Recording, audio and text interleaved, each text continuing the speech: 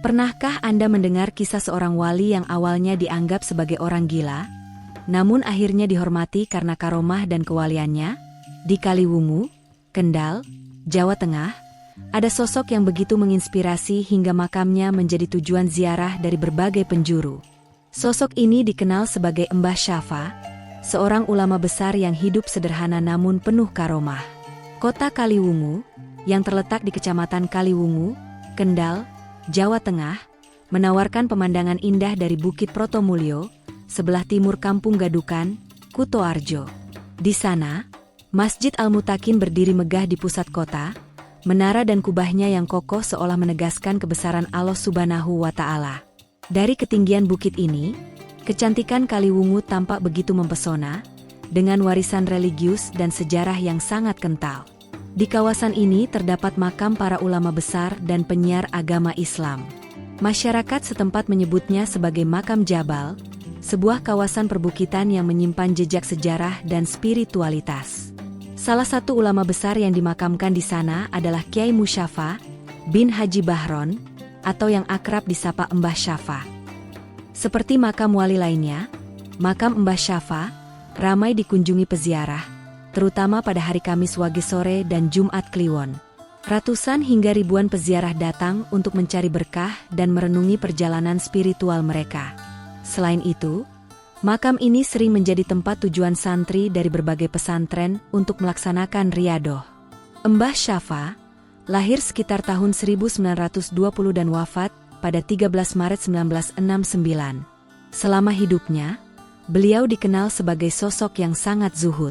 Kesederhanaannya tercermin dari cara berpakaian dan bertutur kata. Pakaian yang dikenakannya sangat sederhana, hingga sebagian orang mengira beliau adalah seorang miskin. Bahkan, tidak jarang orang menilai beliau sebagai orang gila, karena perilakunya yang di luar kebiasaan manusia pada umumnya. Namun, penilaian ini mulai berubah setelah masyarakat menyaksikan karomah-karomah beliau. Salah satu kisah yang membuat heboh terjadi setelah musim haji. Saat itu, seorang haji datang ke rumah Mbah Syafa, membawa anggur dari Mekah. Orang tersebut mengaku dititipi oleh seseorang dari Mekah untuk menyerahkan anggur itu kepada Mbah Syafa. Padahal masyarakat sekitar yakin bahwa selama musim haji, Mbah Syafa tidak pernah meninggalkan rumahnya. Peristiwa ini membuka mata banyak orang akan kewalian beliau. Salah satu karomah Mbah Syafa yang sering diceritakan adalah kisah tentang ceret air minum. Suatu hari, beliau menjamu tamu-tamunya. Para tamu menuang air minum dari satu ceret yang sama. Ajaibnya, rasa air yang diminum oleh masing-masing tamu berbeda-beda, sesuai dengan selera mereka. Kisah lain terjadi sekitar tahun 1960-an. Saat itu, seorang tentara datang memohon restu kepada Mbah Syafa. Tentara tersebut akan bergabung dalam pasukan Trikora untuk membebaskan Irian Jaya dari pendudukan Belanda. Alih-alih memberikan wejangan atau doa seperti biasanya, Mbah Syafa mengambil wajan yang telah dipanaskan hingga merah membara. Beliau memukul kepala tentara tersebut dengan wajan itu beberapa kali, lalu memberikan 3 biji rambutan kepada sang tentara. Meski bingung, tentara itu tetap menyimpan biji rambutan tersebut. Belakangan, isyarat ini menjadi jelas. Kapal yang ditumpangi tentara itu hancur di tengah laut. Namun atas izin Allah, ia selamat. Kisah ini semakin menguatkan keyakinan masyarakat akan karomah beliau. Ada tahun 1940-an, Mbah Syafa pernah menggali lubang yang sangat dalam. Orang-orang di sekitarnya merasa heran. Ada yang mengira lubang itu akan digunakan untuk memelihara ikan, ada pula yang menyangka akan dibuat sumur.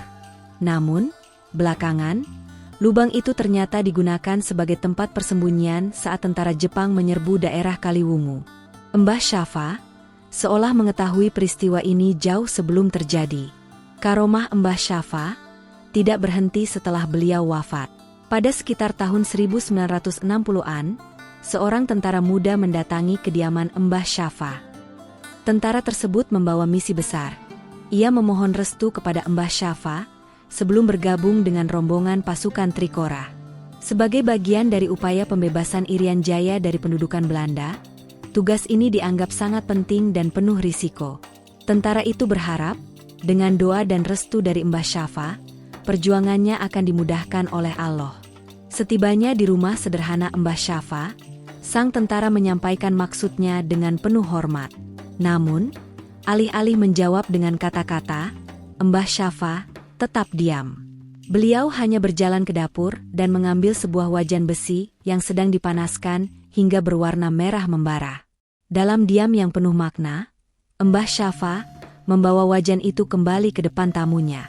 Dengan gerakan perlahan tapi tegas, Mbah Syafa mendekatkan wajan panas tersebut ke kepala sang tentara dan memukul-mukulnya beberapa kali dengan irama tertentu. Tidak ada kata yang diucapkan, namun tatapan beliau begitu tajam dan penuh isyarat. Setelah itu, Mbah Syafa beranjak masuk ke dalam rumahnya tanpa berkata sepatah pun. Beberapa saat kemudian, beliau keluar membawa 3 biji randu, kelenteng. Tanpa penjelasan panjang, beliau menyerahkan ketiga biji itu kepada sang tentara. "Pegang ini baik-baik," kata Mbah Syafa, singkat. Meski kebingungan, tentara itu menerima biji randu tersebut dengan penuh hormat. Dalam benaknya, ia bertanya-tanya apa makna dari isyarat aneh itu. Namun, rasa hormat kepada Mbah Syafa membuatnya memilih untuk tidak banyak bertanya. Ia menyimpan biji randu tersebut dengan hati-hati sebelum pamit melanjutkan perjalanannya. Beberapa bulan kemudian, isyarat dari Mbah Syafa mulai terjawab. Dalam perjalanan menuju medan operasi, kapal yang ditumpangi oleh pasukan Indonesia hancur di tengah laut akibat serangan musuh. Banyak prajurit yang gugur dalam insiden tragis tersebut. Namun, atas izin Allah, sang tentara yang sebelumnya menemui Mbah Syafa berhasil selamat. Keajaiban itu begitu menggetarkan hatinya, dan ia pun teringat akan biji randu yang diberikan Mbah Syafa. Biji randu itu kini menjadi simbol doa dan perlindungan yang ia terima dari Mbah Syafa.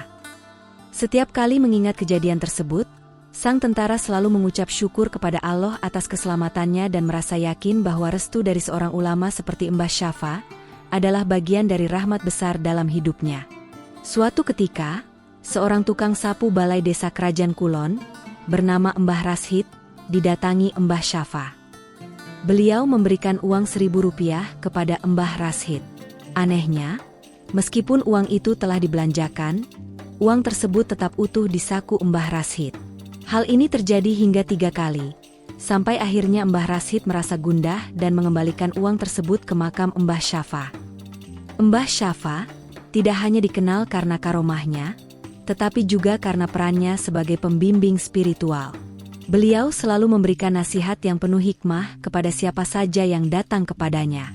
Banyak santri yang mengaku mendapatkan pencerahan setelah mendengarkan wejangan beliau. Beliau sering mengajarkan bahwa hidup ini harus dijalani dengan penuh keikhlasan dan tawakal. Salah satu pesan beliau yang terkenal adalah, "Jangan mencari dunia, tapi cari keridhaan Allah. Dunia akan mengikuti jika Allah sudah ridha." Pesan ini begitu membekas di hati para pengikutnya, hingga menjadi pedoman hidup mereka. Pada suatu hari, seorang pedagang kaya datang ke rumah Mbah Syafa. Pedagang tersebut mengeluhkan usahanya yang mulai merosot. Mbah Syafa hanya tersenyum dan memberikan segenggam tanah kepada pedagang itu. Awalnya, pedagang tersebut bingung, namun ia tetap membawa tanah itu pulang.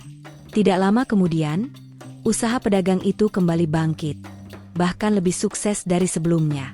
Ia kemudian menyadari bahwa tanah yang diberikan Mbah Syafa adalah simbol kerja keras dan kesungguhan.